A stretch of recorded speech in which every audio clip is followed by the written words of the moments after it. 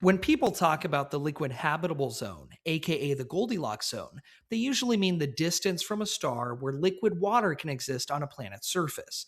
Not too hot, not too cold. Earth sits right in that zone. But did you know that the liquid water habitable zone is just one out of 14 known zones that a planet must be within to even possibly support life?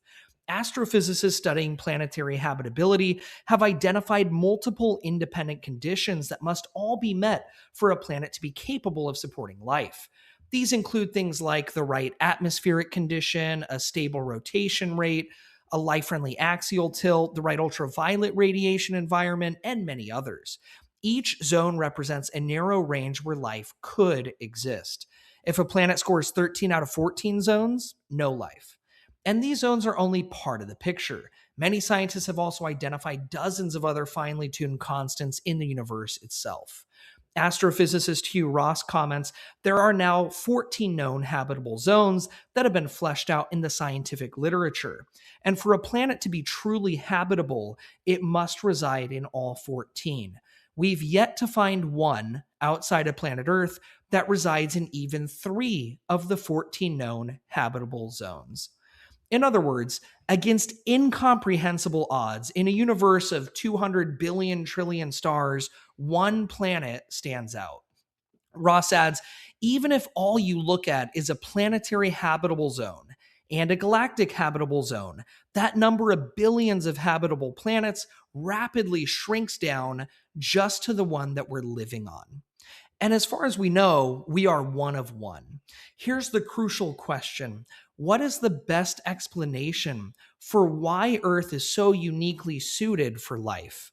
Let's compare a couple of competing options. Option one: Earth is a lucky accident in an atheistic universe.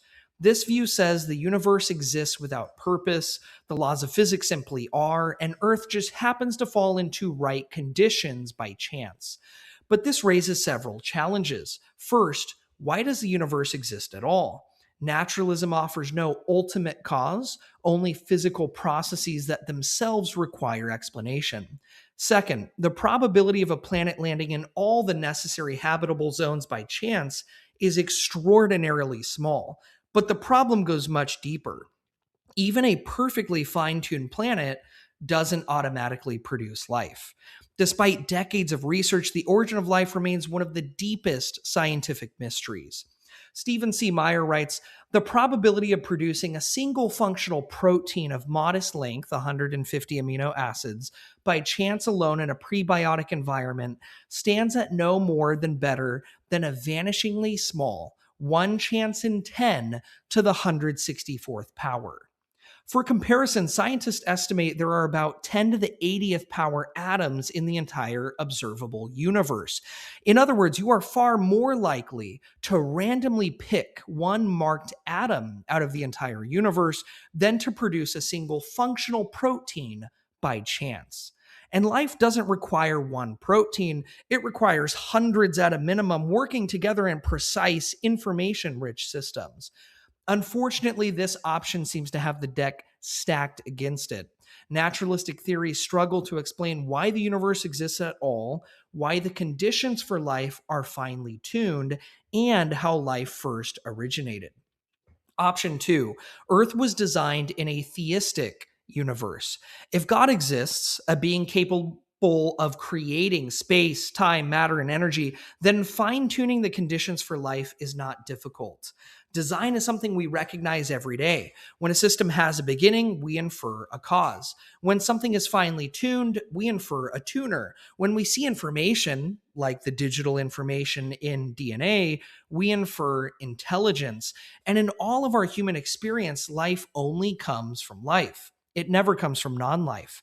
The theistic explanation doesn't rely on gaps in knowledge. It's an inference based on what we do know. The universe had a beginning, the constants of physics are finely tuned, Earth is uniquely habitable, life is information rich and purposeful. Taken together, design is a powerful and coherent explanation. Picture a 14-digit combination lock. There are 100 trillion possible combinations.